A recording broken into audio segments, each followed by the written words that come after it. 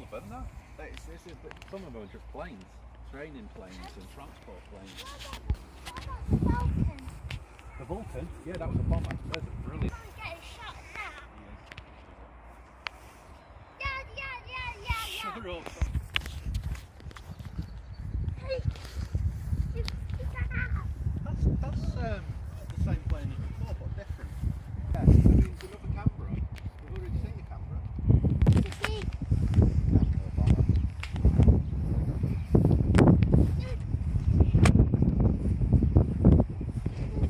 That's cool. Let me use a little kitchen.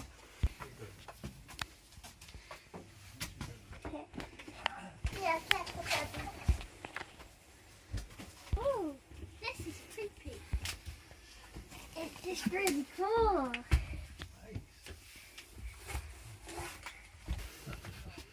Front gunners. This is lots and lots of fun. Yeah. Is this a bomber? Yes.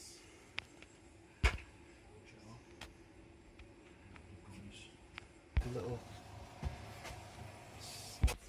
Help us. No.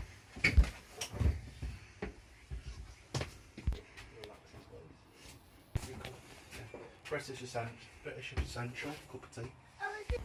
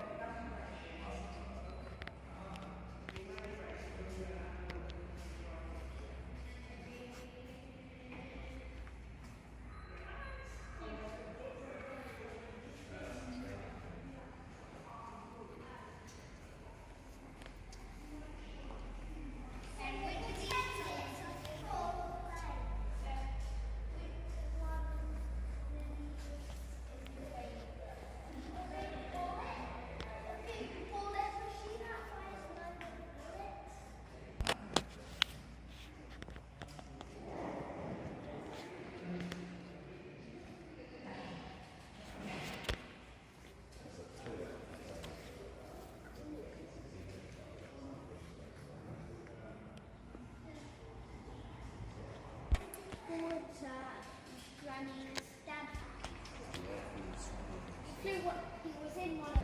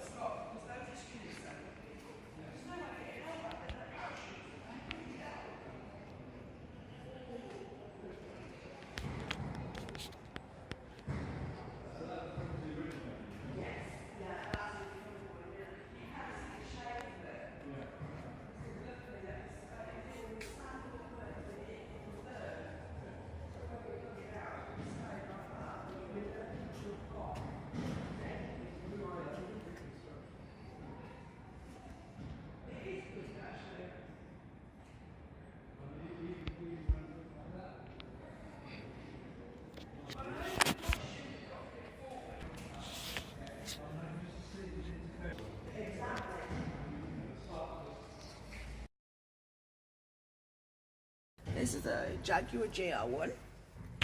So this is first generation Jaguar ground attack fighter. This was built in 1968. This particular one was retired in the mid-80s when she had a heavy landing and she broke her back. So what they'd done was they cut the cockpit off and used it as a showpiece for the RAF. So we are the RAF. If you join us, this is what you're flying. As you can see, she lights up, so it was quite an attractive thing to do. We got her in 2010, and she's been here ever since. As you can see, we have got some of the features working, some of the lights working. The thing that made these revolutionary was the mapping system. It's called a rolling map, and what that done was replaced the navigator, because you didn't need a navigator, because that map, it was almost like, I suppose you call it like a sat-nav for an aircraft with a couple of extra tweaks thrown in. They tell you destination, tell you who's in your airspace, show you where your targets are, and if you did have to shoot anything, that's where your HUD comes into it, which stands for heads-up display, which is basically your targeting system. Just like on a computer game, it'll lock in on it, show you range and all that sort of information, so you can lock in on the target and shoot them down or make them run away, whichever comes first. This one has your basic gauges, so you've got your fuel gauges, your RPM gauges for your engines, your fire extinguisher, your fuse board, which is the thing that's like a Christmas tree. The red lights will tell you that that's not working. The amber lights will say, what, we're ready to work. And you've got all your in-flight refueling up there. You've got your autopilot, your gun arming button, your radio buttons. You've got two. You've got one here, which will put you into the right channel, and then over there by that leg, you see a load of buttons, load of grey knobs, and a load of numbers in between. You put the number in there, and then it will connect you to the corresponding airbase. And then you can go in and you can say, I need to come in for fuel, or I need rearming, anything like that. In front of that, which says PISA, is your speedo, which is a spike at the front. Then under that, tucked up at the back, which looks like the top of a tooth, is your demister, just like demister in a car. Then you've got your weapons board, and the buttons which look like water colours, that's your weapons jettison. So if you've got something wrong, you would jettison your weapons, you would jettison your fuel, and then you can land safely, rather than eject, because ejection was always the last thing you done. You lose half a centimetre out of your spine every time you eject, and you do not get that back because of the amount of speed and pressure you come out at. So that's why pilots prefer to land than to eject. If you did have to eject, the first thing you would do would be pull that, which makes your canopy detach and fly away. Then you do this under here, excuse me a moment, which is your manual separation handle. And then behind that is the magical pin. Once you pull this, you get a controlled explosion underneath you, which will get you out of the aircraft. 2 rockets will then fire up, which gets you to a nice safe height. Your seat will then fly away, and you will then come down to earth with your parachute and your survival kit, which you will be able to eat, drink, stay healthy, take care of yourself until your friends come and rescue you, and you've got a little transmitter and some flares so they can find you. Your buttons on your stick, the front button is your guns, that's your missiles, that's your trim, and this is your radio buttons. Okay? Do you have any questions? No. Have I covered everything? Yeah. Would you like to see the big bullets that it fires? Alright. Oh, just a small round. It's called a 30mm Aiden cannon round. It's got 2 guns, one under each wing, which fires 1,500 of these a minute. The French equivalent, which was on their design of the Jaguar GR1, could only fire 150 rounds a minute. It was the RAF that decided there wasn't enough power, so they upped it. And they also doubled the capacity for air-to-air attack missiles as well. Again, the RAF didn't think there was enough. And these links here are actually kept, so that would fire, the round would disappear. But these, kept in like a little box, and then you've got to put them all back together again at the end. So some poor person's got to go and collect all the pieces and put all the pieces back together to make the chain. And then it's loaded in the ammunition report. Okay? Have I covered everything? Yeah. Jolly good. Aim to please.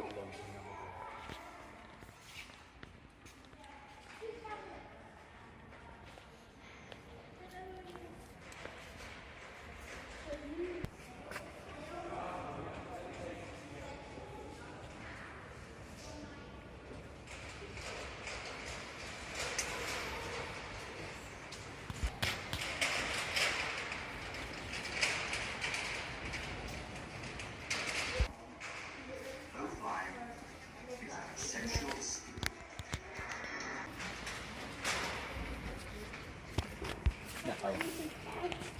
No.